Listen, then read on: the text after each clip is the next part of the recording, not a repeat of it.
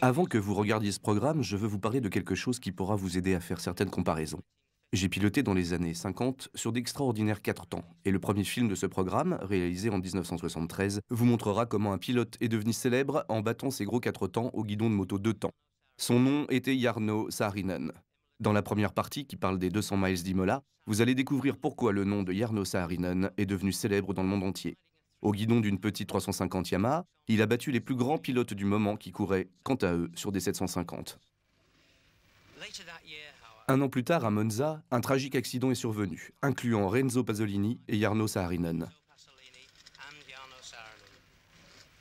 La seconde partie se consacre au talent de ce pilote d'exception.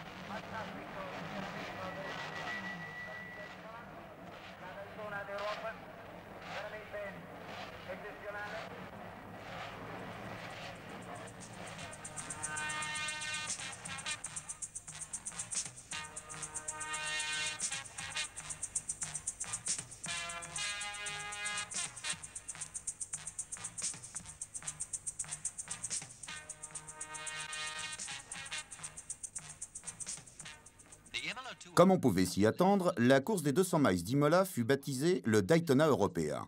Et cette première épreuve du championnat FIM Formule 750 se révéla tout simplement parfaite. Le célèbre circuit Dino Ferrari faisait 5 km. La course fut donc séparée en 2 épreuves de 160 km chacune, soit 64 fois le tour complet du circuit.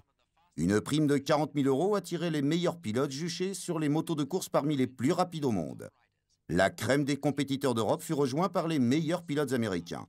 Les team usines Suzuki, Harley-Davidson, Yamaha, Kawasaki, John Player Norton, Ducati et BMW étaient présents, ainsi que les écuries privées anglaises, françaises, allemandes, espagnoles, autrichiennes et bien entendu italiennes. Les organisateurs, des passionnés, en l'occurrence le Motoclub de Santerno, avaient quand même enregistré 90 inscriptions avec seulement 45 places disponibles sur la grille le jour de la course, chose tout à fait inhabituelle lors de tels rassemblements. Pas d'affolement, le circuit est souvent réouvert à la population afin que les habitants d'Imola vaquent à leurs occupations habituelles. La sécurité est ici à son maximum. Pompiers et ambulances sont tenus informés en permanence par le réseau télévisuel interne du circuit. Une raison supplémentaire de ne pas avoir d'accident.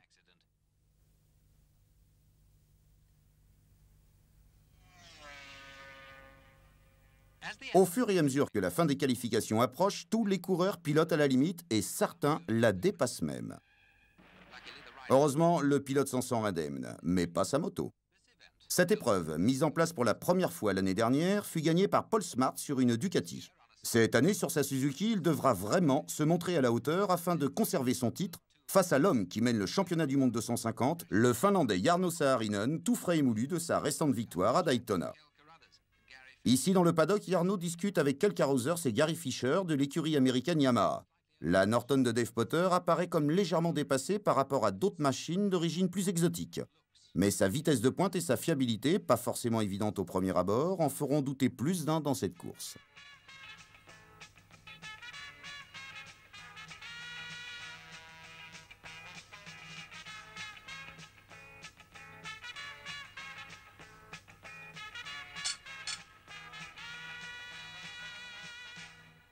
Les couleurs italiennes sont représentées par 3 pilotes Ducati, à savoir Spaggiari, le Suisse Knöbuller et un pilote en provenance du Yorkshire britannique Mick Grant. De Yamaha à Ducati, comment vous êtes-vous retrouvé sur Ducati pour Imola? Eh bien, j'étais en Afrique du Sud en janvier, et dans l'une des courses, une Ducati me dépassa si rapidement que je me suis dit « je dois en avoir une ». Quelles sont les différences entre le circuit d'Imola et les circuits britanniques? Le circuit est nettement plus grand et je pense qu'il est légèrement plus rapide. Je dirais qu'en Angleterre, il ne peut réellement être comparé qu'à Silverstone. Est-ce un circuit dangereux? Ouais, bah, je vous le dirai dimanche soir. Reparlons du circuit encore un instant. C'est la première fois que vous roulez ici. Êtes-vous prêt à affronter ce tracé de plus de 5 km? Eh bien, un circuit de 3 km, j'en fais le tour à pied. Mais pour un tracé qui approche les 5 km, je pense avoir besoin d'un moyen de transport. Je pense que l'idéal serait un vélo ou quelque chose comme ça.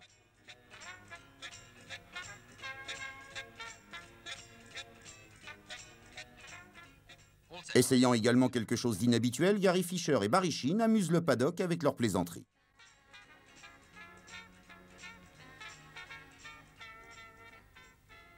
Pendant ce temps, le journaliste de la BBC, Chris Carter, discute avec le beau-frère de Barry, Paul Smart. Comment se passe l'année chez Suzuki par rapport aux années victorieuses chez Ducati? Eh bien, c'est plus rapide, mais je pense que nous allons avoir quelques problèmes avec le poids, la tenue de route et certainement aussi avec l'embrayage, en raison des épingles à cheveux. Les motos n'ont pas été conçues pour ce genre de course, mais je ne sais pas. Je pense que nous réussirons relativement bien, nous avons beaucoup de puissance. Vous avez gagné à Ontario l'année dernière. Vous voulez gagner de nouveau ici à Imola. Mais si vous ne gagnez pas, quel podium prévoyez-vous, Paul? Honnêtement, je vois Yamaha avec Saarinen, qui devrait faire partie des 3 premiers. Et peut-être Kel Caruthers, qui pourrait faire son grand retour ici sur ce circuit européen.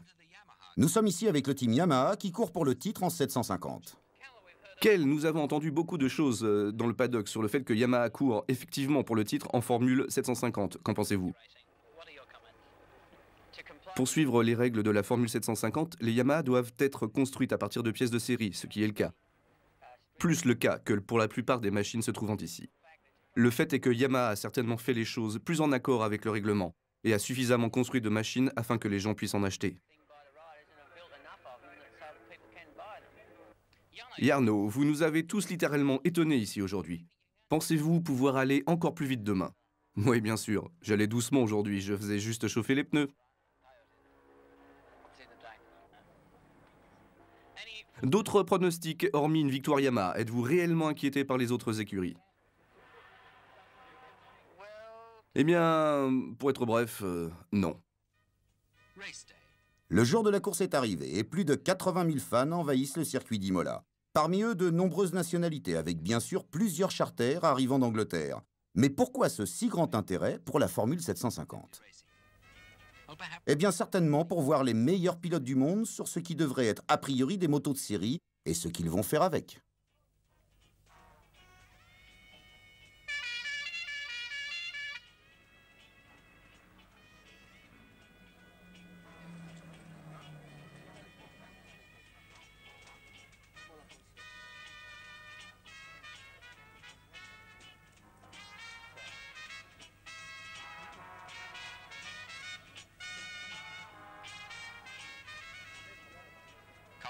Le prix est élevé, avec des tickets atteignant les 7 €, une somme pour l'époque. Mais il y a des réductions pour les militaires et les étudiants. Mais monsieur, je suis un adulte qui reprend ses études.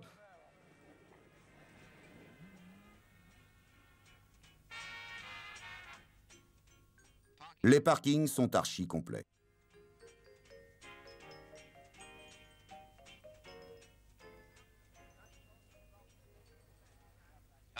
Plus loin, dans les paddocks, le président de la manifestation, M. Francesco Costa, informe les pilotes des dernières instructions. Certains spectateurs ont choisi un point de vue avantageux. Ce panneau signifie pourtant interdit au public. Toi Tarzan, moi Jane.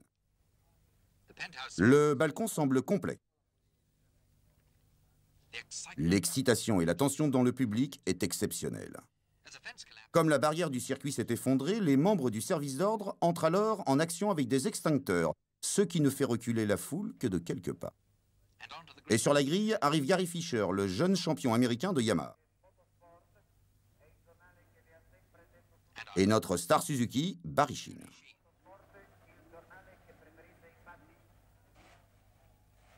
Jarno Saarinen, qui a pourtant eu un accident ici même à plus de 200 km/h il y a seulement 3 semaines, ne semble pas être plus inquiet que cela.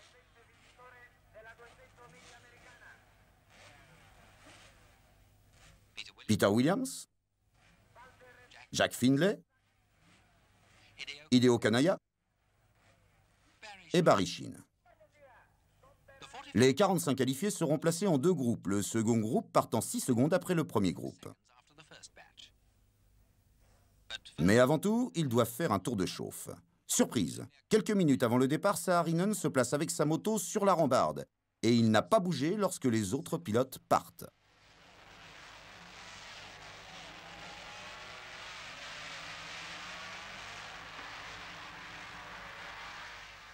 En fait, Jarno préfère commencer la course avec un moteur froid. Mais la crainte d'une disqualification le pousse finalement à prendre la piste.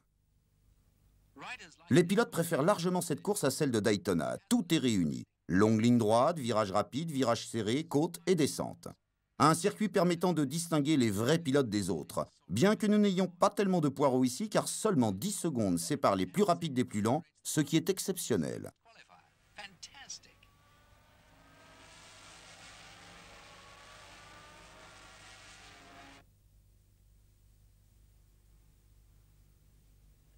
En première ligne, on retrouve les 5 pilotes les plus rapides des qualifications, soit Mandracci sur Suzuki, Saarinen sur Yamaha, Spaggiari et sa Ducati, Villa au guidon d'une Kawasaki et enfin Kanaya, lui aussi sur Yamaha.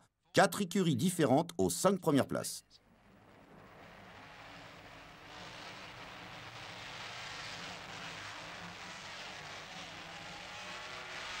Knobuller part en trombe et passe par l'extérieur devant tous les pilotes de la première ligne. 6 secondes plus tard, le second groupe prend le départ. 2 des pilotes anglais, pourtant favoris, ont déjà des ennuis. Mick Grant grille l'embrayage de sa Ducati et la chaîne de la triomphe de Tony Jeffries se brise net. À l'entrée des virages lents du tracé, les Kawasaki de Duhamel et de Bowman, ainsi que les Yamaha de Saarinen et de Kanaya remontent sur Knobuller, alors qu'ils entament la montée vers le sommet du circuit.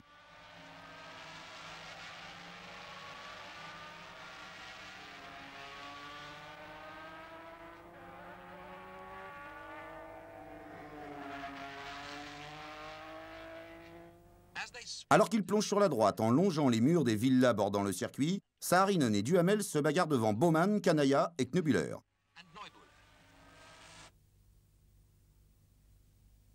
Nous voilà maintenant dans le long gauche avant la ligne d'arrivée et c'est Duhamel, légèrement en tête, qui emmène la meute vers les stands afin d'en terminer avec ce premier tour.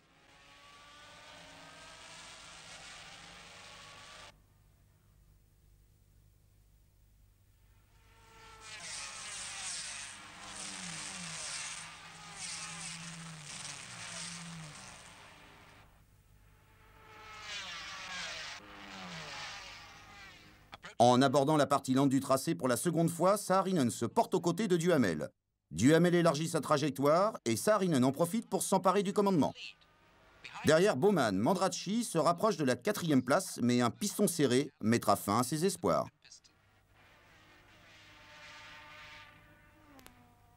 Cliff Carr rencontre également des difficultés avec le même problème, un serrage. Et c'en est malheureusement terminé pour Eric Offenstadt qui vient de chuter avec sa Kawasaki.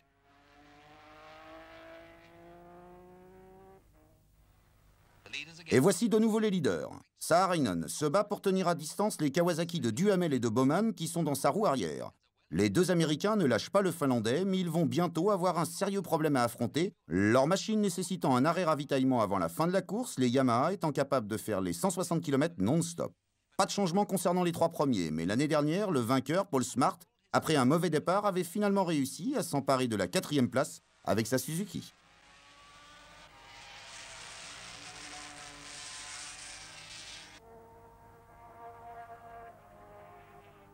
À la fin du 5e tour, Duhamel ralentit. Mais Bowman s'empare immédiatement de la 2e place, permettant à Kawasaki de rester en lice pour la victoire. Le bruit des moteurs résonne dans les stands.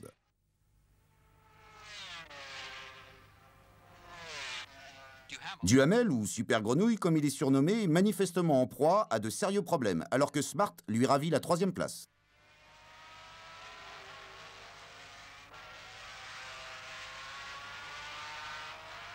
Dans le 2e groupe, Tony Reuter passe devant la BMW de Karl Voider, tandis que Karl Rayburn est toujours en tête sur sa Harley-Davidson. Drapeau jaune pour Kanaya, qui a chuté et dont l'essence de son réservoir se répand sur la piste. Les deux Bruno, Spadgeri et Knobuller, ont placé leur Ducati aux 5e et 6e places devant Rayburn.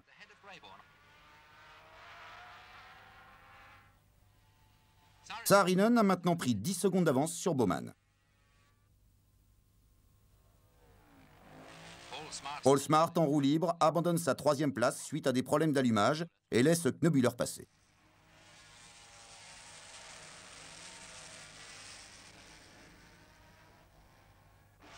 Walter Villa et Teppi Lansivori.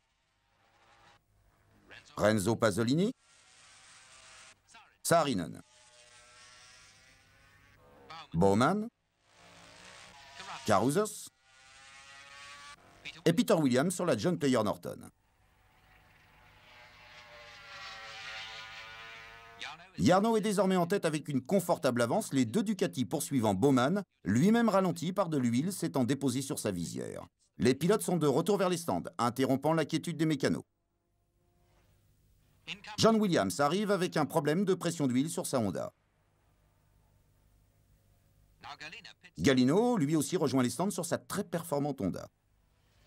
Guido Mandracci regarde la course pendant que Renzo Pasolini arrive sur sa Harley.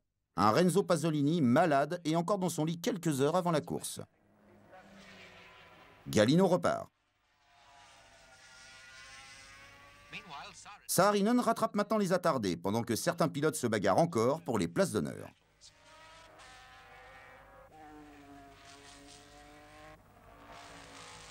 Knobuller est tout près de Bowman. Carousers est 6e derrière Rayburn. Gilbert Argo et Dave Nixon.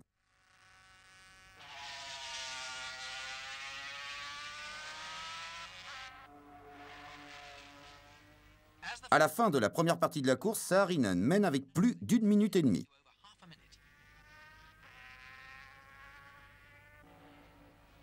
Bowman, Knobuller, Spadgeri passent devant le boss de John Player, Frank Peris, qui semble inquiet alors que Peter Williams n'est pas encore réapparu. Quand il arrive, c'est le même problème qu'à Daytona, panne d'essence. Walter Villa rattrape son retard suite au ravitaillement Kawasaki.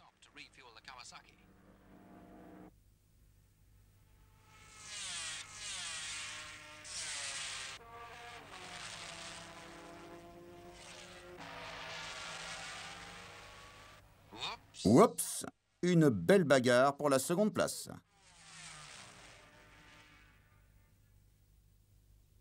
Stan Woods, le numéro 11 sur sa Suzuki, a dû remplacer ses bougies.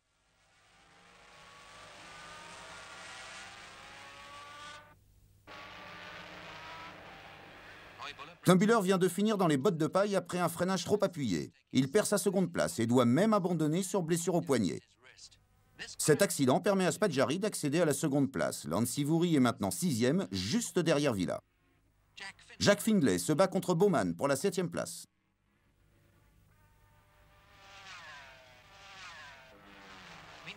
Pendant ce temps, Saarinen, toujours aussi à l'aise, entame son dernier tour. La Yamaha 350 à refroidissement par eau a littéralement laissé sur place les 750 avec ses accélérations et sa maniabilité.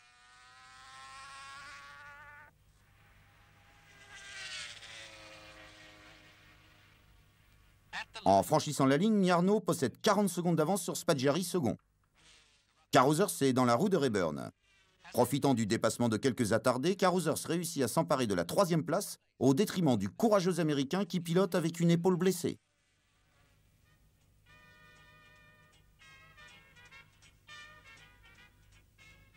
Pendant que Jarno fait son tour d'honneur, quelques motos accidentées sont récupérées.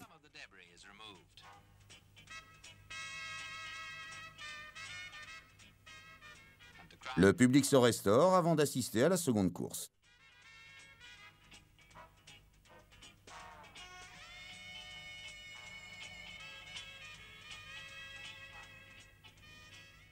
La plupart des 80 000 personnes semblent s'être amassées sur cette colline.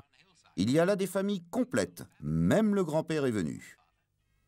Rêver le temps d'une journée que l'on se joint au pilote sur la grille pendant qu'il se place pour le tour de chauffe.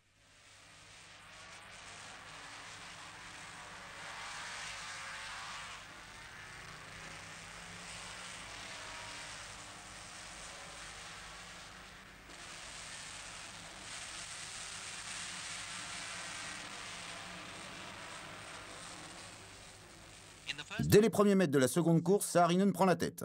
Il est suivi de Rayburn qui pilote toujours avec son épaule cassée. Spaggiari, Lansivori, Carousers, Bowman et Gallina.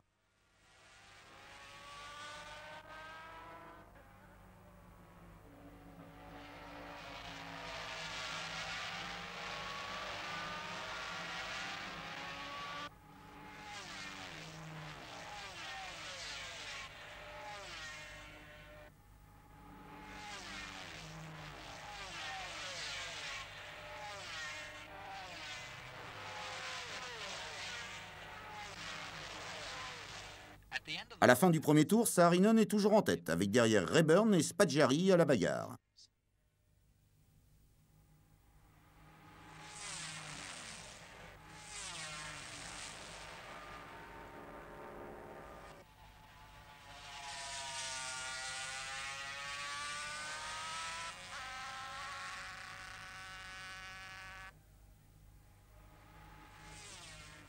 Saarinen distance peu à peu ses poursuivants.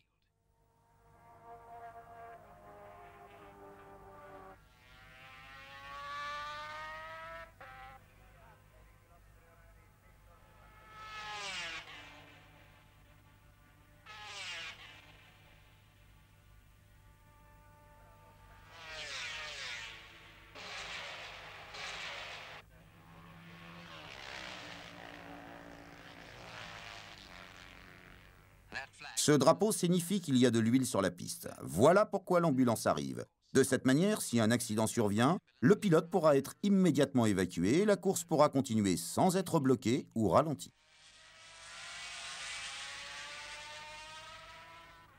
La course est de plus en plus rapide.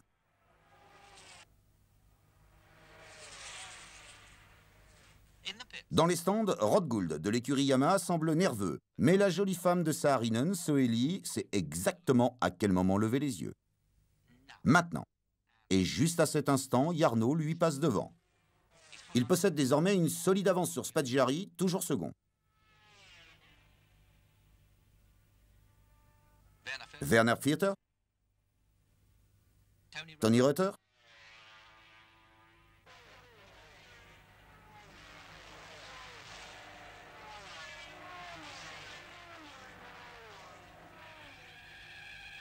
et Tony Jeffries qui part à la faute.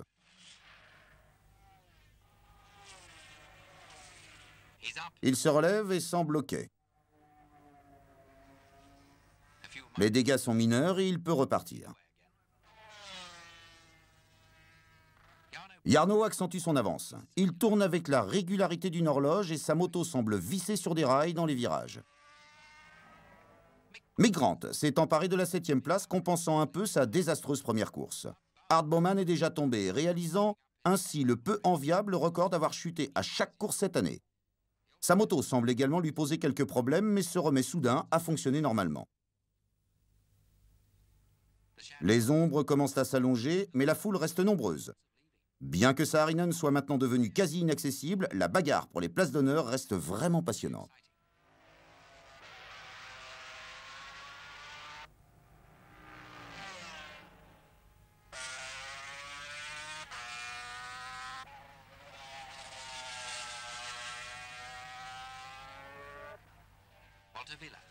Walter Villa est remonté à la seconde place devant le vétéran Spaggiari. Avec 2 Italiens devant tous ces Américains, la foule est déchaînée.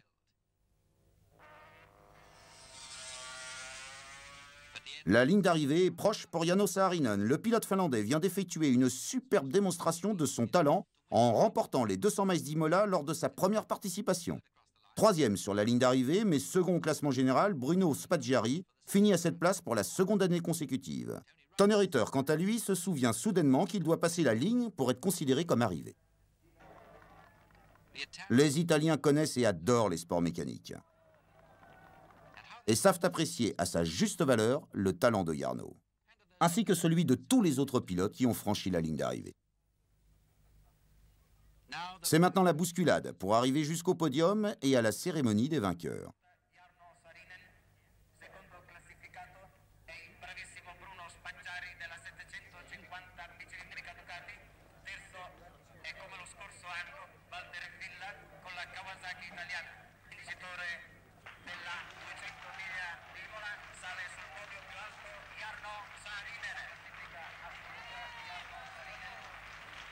La victoire de Jarno à Imola lui a rapporté 9 000 €.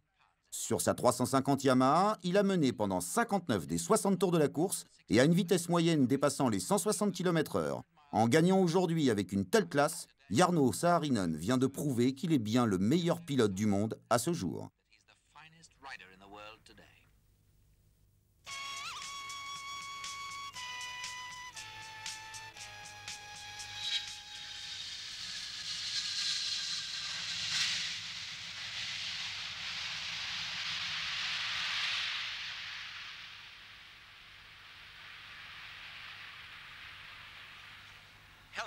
Ceci est l'aéroport d'Helsinki en Finlande.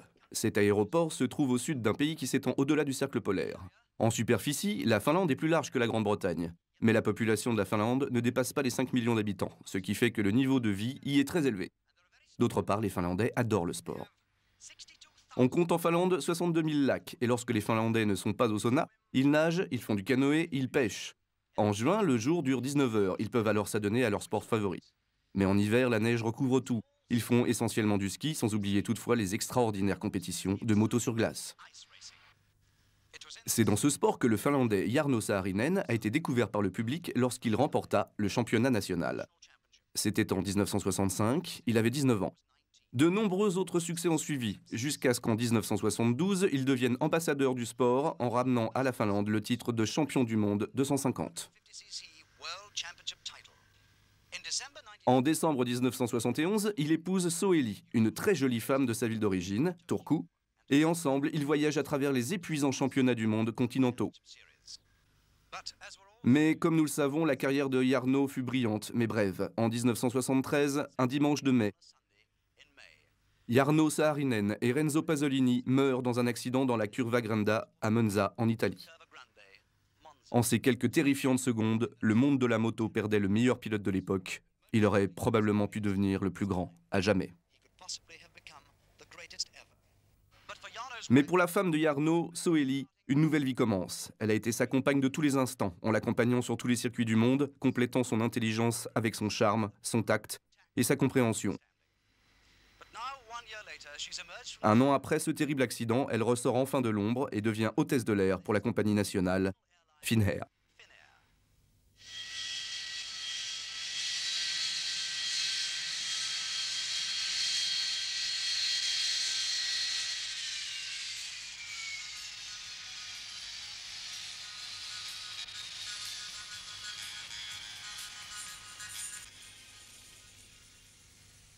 J'ai demandé à Soeli comment elle avait rencontré Jarno la première fois. C'était à la campagne il y a 12 ans. Sa mère possédait une maison très près de celle de mes parents et nous nous sommes rencontrés là. Il avait 16 ans et moi 14. Était-il déjà intéressé par la moto?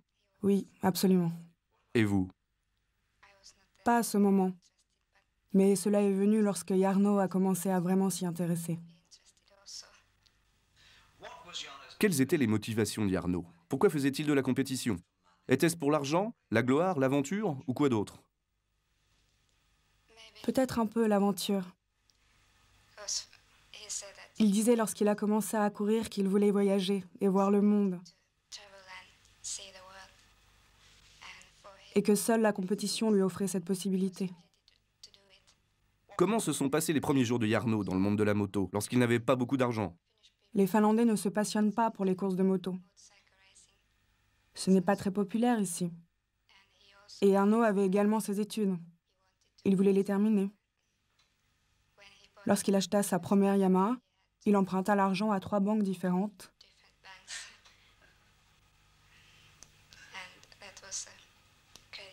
En racontant qu'il lui fallait cet argent pour terminer ses études. En réalité, il a acheté sa Yamaha avec cet argent. Comment était Jarno en dehors de la piste? Avait-il d'autres passions? Il aimait la photographie, il aimait faire des films. Il était intéressé par tout ce qui touchait au moteur, à la mécanique et à la vitesse. Il aimait skier, faire du ski nautique et aussi prendre quelques verres avec des amis. Et buvait-il juste avant la course? Non, pas avant la course. Après. Qu'est-ce qui a fait qu'en 1972, Yarno a décidé de changer de catégorie? Bien, il était déjà champion en 250, mais il voulait également le titre en 500. Et Yamaha lui a offert un contrat. C'était pour lui la chance d'accéder au championnat du monde 500. Et il pensait que l'année 73 serait la sienne. Et quel départ en cette année 73. Les victoires de Jarno à Daytona et à Imola furent un remarquable début de saison de Grand Prix. Une nouvelle Yamaha, la 504 cylindres, et un nouveau circuit, le Paul Ricard, dans le sud de la France. Jarno était enthousiaste à l'idée de découvrir à la fois le circuit et le pays pendant les essais du Grand Prix de France, Grand Prix ouvrant une saison qui promettait d'être passionnante. Le coéquipier d'Jarno est un pilote japonais, Hideo Kanaya, qui fit un impressionnant début de saison européen. La suprématie des MV Agusta était pour la première fois depuis longtemps contestée par l'arrivée des Yamaha 500 4 cylindres de temps. Les motos d'usine italienne, des 4 cylindres 4 temps, furent menées au titre suprême 11 fois par Giacomo Agostini et 5 fois par Phil Reed. Les essais sont toujours une phase importante de la course. C'est le moment où les pilotes appréhendent le circuit et que la mécanique se met en place pour s'adapter au tracé du circuit. Mais pour Yamaha, ces essais revêtent une importance toute particulière. C'est en effet la première fois que les nouvelles 500 vont courir en public. Bien que de nombreuses heures d'essais en tout genre et de développement aient été effectuées sur cette nouvelle machine, les dernières modifications et réglages ne pourront être effectués qu'après une réelle expérience en course. La saison de Grand Prix permet de souder le personnel de l'écurie. Peu importe les qualités du pilote, il doit se créer une réelle communication entre le pilote et le mécanicien pour produire une combinaison gagnante. Le jour de la course est arrivé. Depuis l'aube, le public afflue. C'est un record, avec plus de 60 000 passionnés venus de toute l'Europe. Beaucoup sont là depuis la nuit afin de pouvoir se placer aux meilleurs endroits des 5 km 800 de ce circuit. Bonjour, monsieur. Pour Jarno, la course commence avec les 250 et il se bat dès le premier tour pour conserver son titre de champion du monde.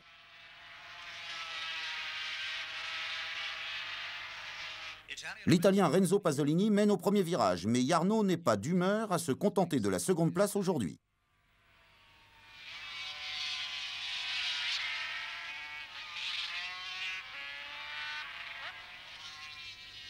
Misuzan Mizuguchi s'occupe du chronomètre et Soeli informe Jarno de son avance. Jarno est seul devant.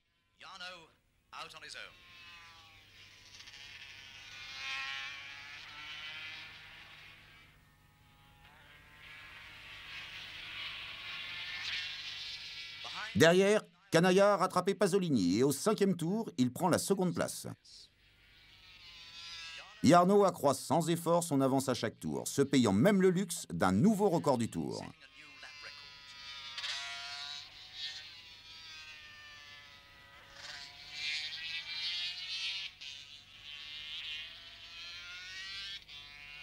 Il passe finalement la ligne avec plus de 27 secondes d'avance sur Kanaya pour l'emporter à une moyenne record de 146 km/h. Voilà un bien beau début de journée avec un doublé pour Yamaha.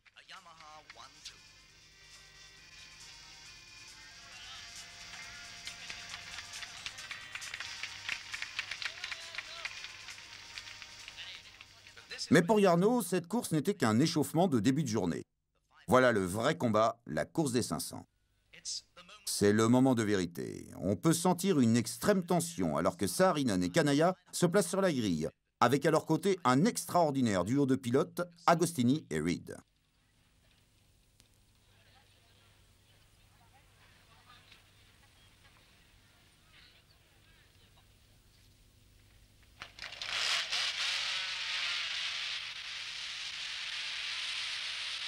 Reed est devant le premier.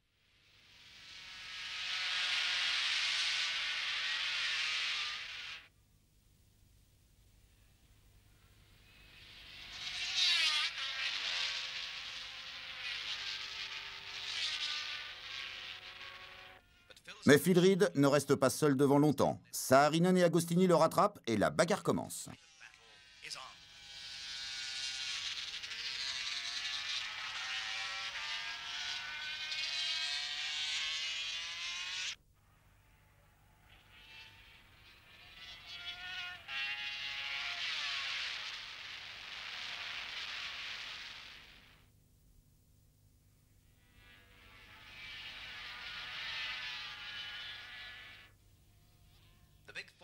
Quatre grands pilotes sont déjà loin des autres participants. Saarinen contre Agostini.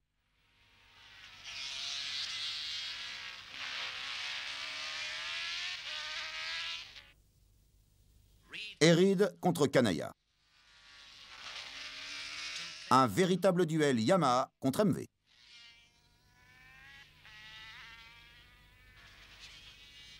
La bagarre pour la première place reste pour le moins tendue.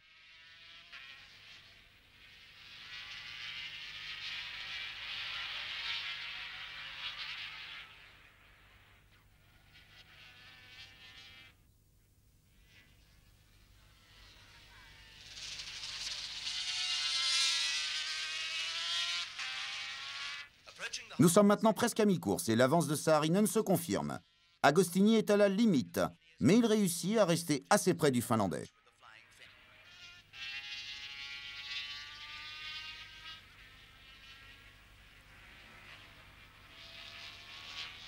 Mais maintenant, Ago doit aussi gérer le problème des attardés à doubler. Mais il n'y a déjà plus de suspense. Le challenger a battu le champion. Une fantastique entrée en matière pour le duo Yamaha-Saarinen. Agostini peut-il revenir sur Jarno Saarinen? La réponse est non. Ago est allé au-delà des limites, n'endommageant heureusement que la machine et sa fierté.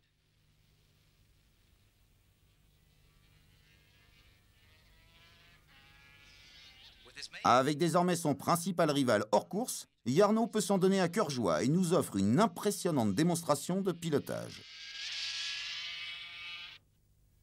Intéressons-nous maintenant à la lutte pour la seconde place entre Reed et Kanaya. Et pour une bagarre, c'est une belle bagarre. Roue dans roue, côte à côte. Cette seconde place change constamment de leader. Aucun des deux pilotes ne cède rien. Le manque d'expérience des circuits européens du pilote japonais est largement compensé par son courage et son envie de gagner.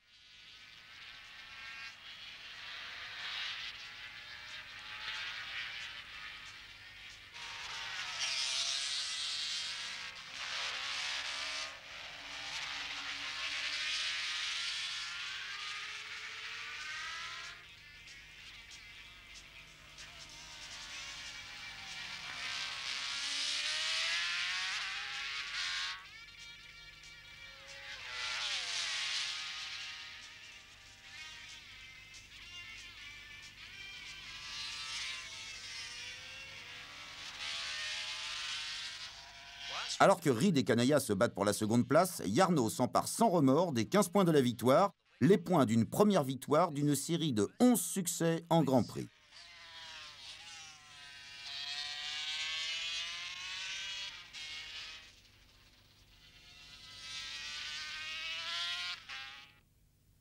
Jarno termine son 20e et dernier tour, une éclatante démonstration d'un immense pilote. Et même si certains pilotes ont déjà 2 tours de retard sur lui, il les passe quand même afin de franchir la ligne d'arrivée en premier. La longue bataille entre Kanaya et Reed se termine en faveur de Reed, mais la décision ne se fera qu'au dernier moment. Mais il n'y a qu'un seul et unique vainqueur, Jarno Saarinen.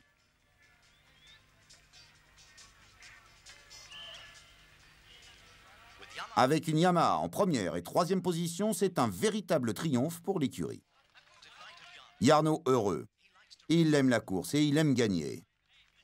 Et il n'est pas peu fier de nous montrer l'étendue de sa joie avec de bonnes raisons. Non content d'avoir battu le record du Tour et de la course lors de sa victoire en 250, Jarno réédite cet exploit en gagnant en 500. Plutôt pas mal pour une moto alignée pour la première fois dans une compétition de cette importance.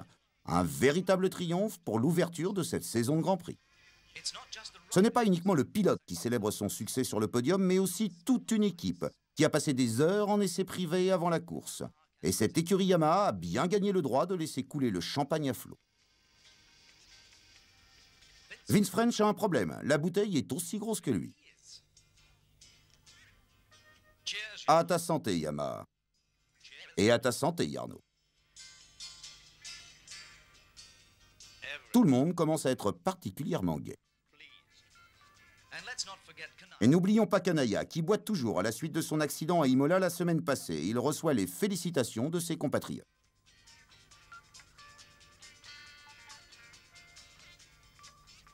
Et pour compléter la joie de Jarno, un baiser de Soeli. De la France à l'Autriche, les pittoresques sommets enneigés du Tyrol nous annoncent le circuit du Salzbourg, la patrie du Grand Prix autrichien, deuxième épreuve du championnat du monde. L'écurie Yamaha espère pouvoir rééditer sa performance. Les pilotes ont un court moment pour se détendre avant les essais, mais pour les mécanos, point de répit, il faut terminer les motos. La facilité avec laquelle Yamaha a remporté la victoire au circuit Paul Ricard a forcé MV à dévoiler leur nouvelle machine plus tôt que prévu. Le compte-rendu journalistique de la semaine dernière semble amuser autant Jarno qu'Ago.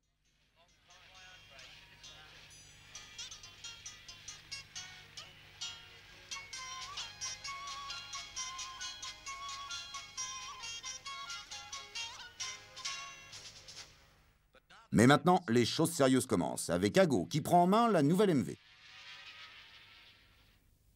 Les conditions météo pendant les essais sont idéales. Les deux pilotes Yamaha ont battu le temps d'Agostini et prennent ainsi les deux premières places sur la grille de départ.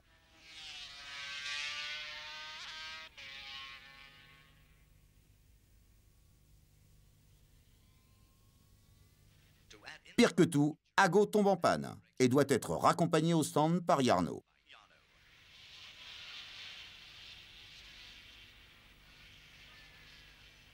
Ce magnifique ciel bleu sans aucun nuage ne laisse en aucun cas imaginer ce qui va arriver. Dimanche, le jour de la course, il se met à pleuvoir à torrent. Mais la pluie ne décourage ni Saarinen ni Kanaya.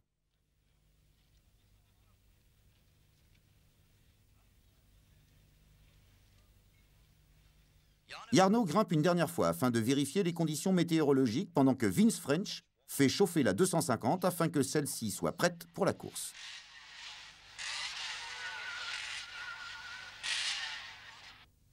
Les conditions sont vraiment épouvantables, ce qui n'empêche pas la Yamaha de partir en tête.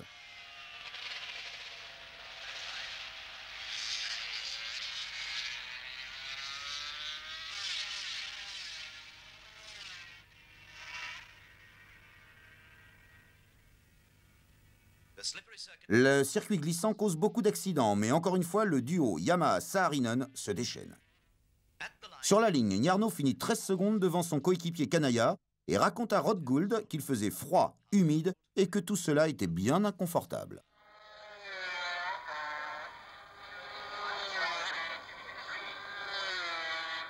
Mais la récompense d'une seconde victoire redonne le sourire à Jarno et Hideo.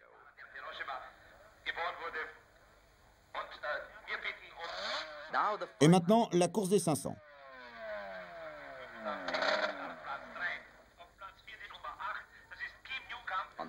Sur la première ligne de la grille, les pilotes confirmés sont rejoints par le néo-zélandais Kim Newcombe sur sa Koenig.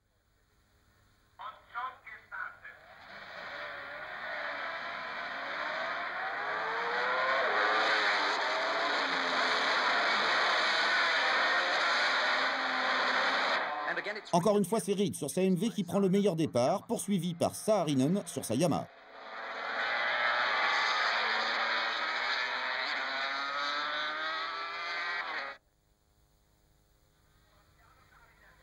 Les positions n'ont pas changé à la fin du premier tour. On retrouve Kanaya et Agostini en 3e et 4e position. Jarno montre à Phil Reed sa roue avant, mais Phil ferme la porte. Encore une fois, la course en tête fait l'objet d'une lutte spectaculaire entre MV et Yamaha.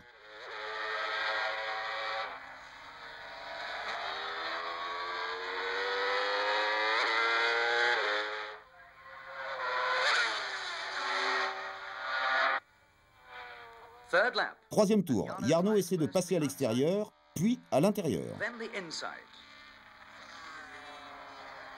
Et cette fois, ça passe.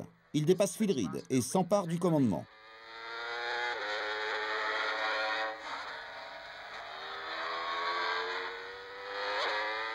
Kanaya, en 3 virages, a rattrapé Reed et Saarinen et se mêle à la lutte pour la première place.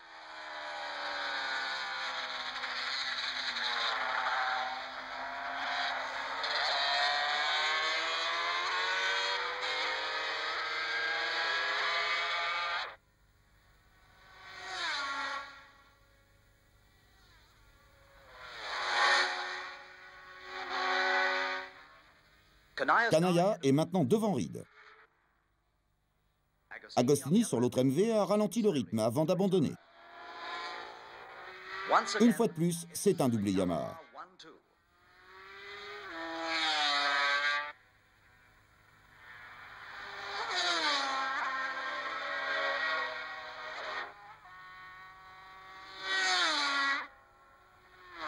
La fin de la course est désormais proche. Jarno s'est mis à l'abri d'un éventuel retour de Kanaya. Ce dernier ayant lui-même distancé Newcombe, pour l'instant bon troisième. Reed a quant à lui abandonné.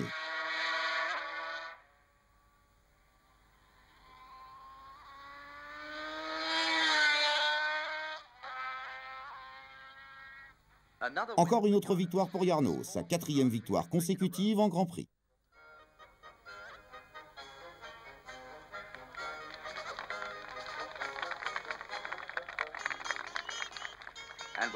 Et avec Kanaya en seconde place, les 2 pilotes Yamaha réalisent une fois de plus le doublé en 250 et en 500, et ce dans les pires conditions que l'on puisse imaginer.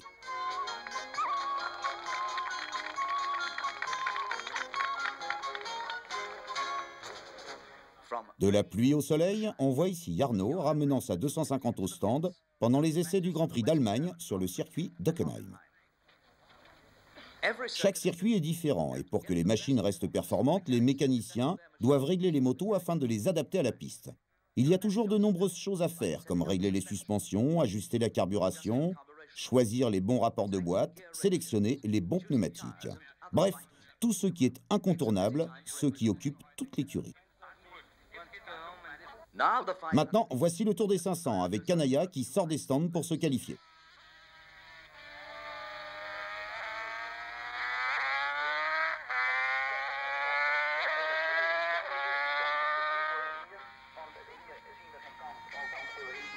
Agostini, Breeze, Saarinen.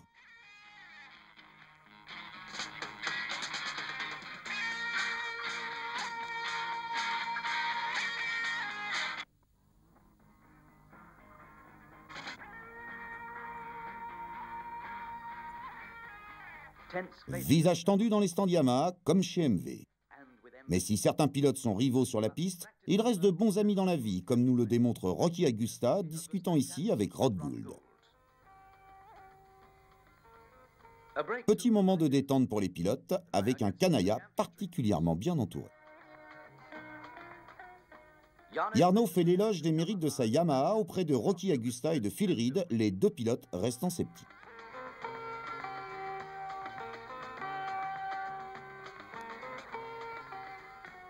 Mais finalement, Reed rejoindra Yamaha. Mais retournons dès maintenant à la compétition avec les MV qui mènent la danse au premier tour de la course des 350. Plus de 100 000 fans se sont entassés aux abords du circuit et un grand nombre de photographes travaillent tout près de la piste.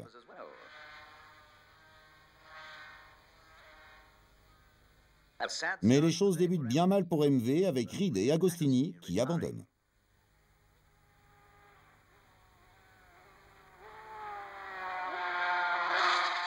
Le leader actuel des 350, le pilote finlandais Tepi Lanssivuri, gagne avec sa Yamaha avec plus d'1 minute d'avance sur le second, Victor Palomo, également sur une Yamaha. Après un rapide changement de machine, Lanssivuri prend place sur la grille de départ pour la course des 250.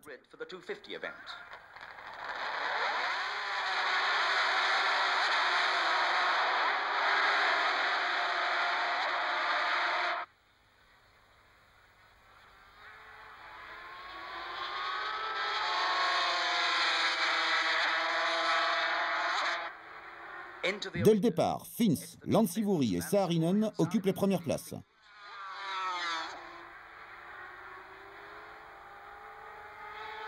Comme rivés au bitume, ils survolent littéralement le premier tour.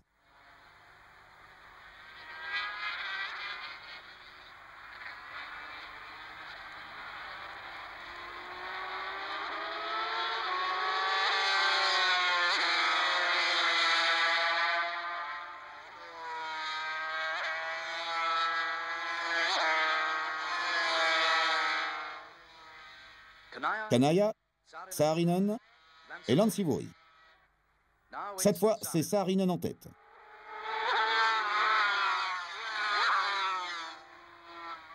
Jarno se lasse de jouer au chat et à la souris. Il abaisse carrément son temps autour de 6 secondes et s'empare du commandement.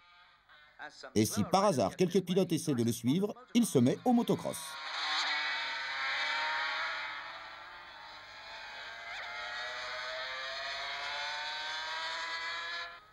Le dernier tour est maintenant entamé. Un rapide coup d'œil pour voir ce qui se passe derrière.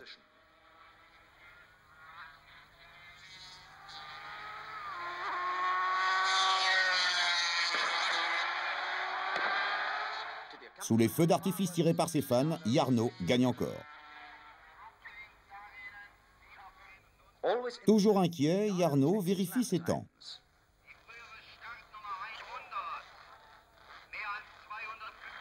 Le public salue sa victoire.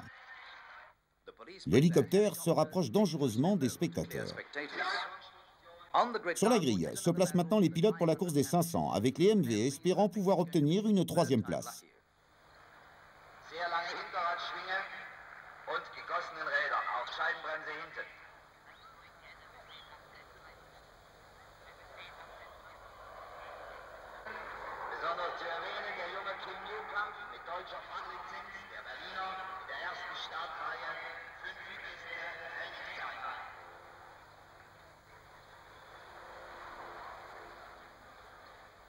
Deux minutes avant le départ, on libère la grille.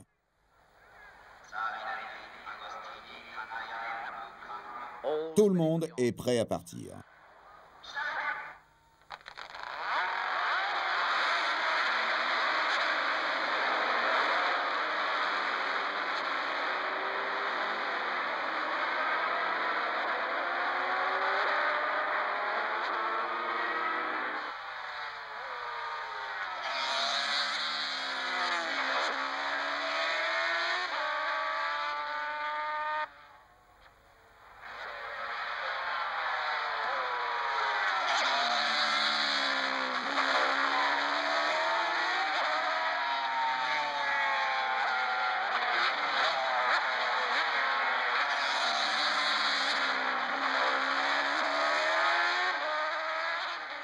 Des tribunes, le public a une vue plongeante sur les 3 premiers virages. Cela leur donne l'occasion d'admirer le pilotage de ces grands champions. Ce que Jarno arrive à gagner au freinage, Reed le récupère à l'accélération.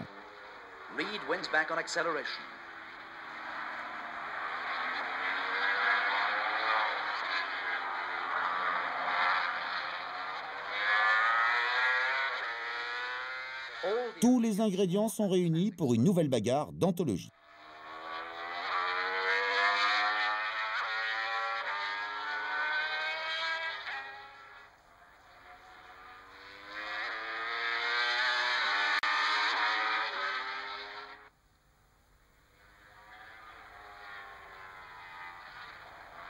Tous les pilotes sont à la limite, alors que Jarno prend un angle maximum. L'exceptionnelle attaque des pilotes donne des frissons au public.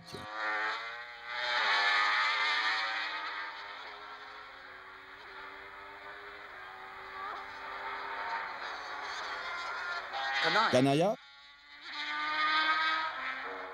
Agostini, Giger.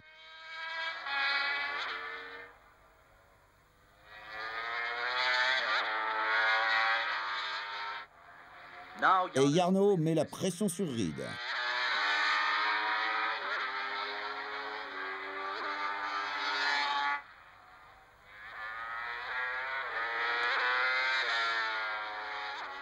Jarno finit par s'emparer du commandement.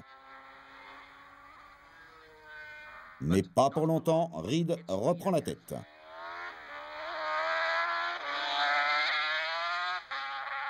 Mais c'est le désastre pour Jarno. Sa chaîne casse et l'oblige à abandonner. Malgré sa déception, Jarno reste entièrement disponible pour ses fans. Pendant ce temps, Reed peut tranquillement rejoindre la ligne d'arrivée et permettre ainsi à MV de remporter sa première course de la saison. La satisfaction des Italiens est à son comble. Mais le team Yamaha sait qu'il y a toujours une prochaine fois. Mais comme nous le savons tous, il n'y aura malheureusement pas de prochaine fois. Une semaine plus tard, la tragédie va frapper à Monza. Comment l'accident a-t-il affecté ses proches, sa femme et ses amis pilotes? J'ai toujours été optimiste, mais je ne pouvais pas croire que c'était vrai. Mais j'ai réalisé que ça l'était. Et bien sûr, j'ai pensé que tout était terminé désormais. Il n'y avait plus de raison de continuer à espérer plus longtemps. Étiez-vous en colère contre la moto qui vous avait enlevé votre mari? Non, je ne l'étais pas. Parce que je savais qu'il aimait tellement ça. Je garde tellement d'excellents souvenirs. Nous aimions tous les deux la course et je pense que peu de gens auront de tels souvenirs dans toute leur vie. Bien, c'était un fabuleux pilote, très professionnel, très dévoué. Il n'était d'ailleurs pas facile à cerner, justement en raison de cette détermination. Il fut un des pilotes les plus professionnels que j'ai jamais connus. Il fut un pilote fantastique, il avait tout le monde à ses pieds. Grâce à lui, je suis sans aucun doute devenu un meilleur pilote.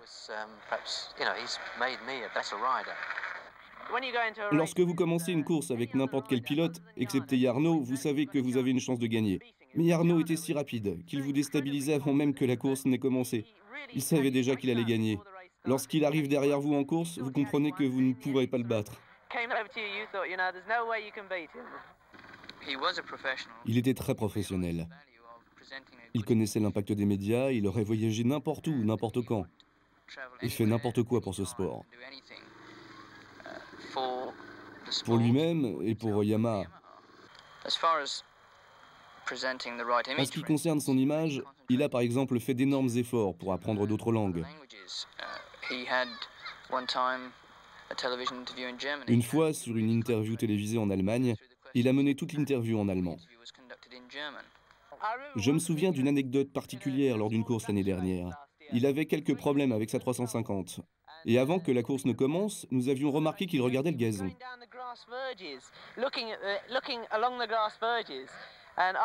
Nous lui avons alors demandé ce qu'il faisait, et il nous a répondu que c'était parce que s'il faisait un mauvais départ, il voulait s'assurer qu'il n'y avait pas de nid de poule dans le gazon, afin de pouvoir doubler à cet endroit.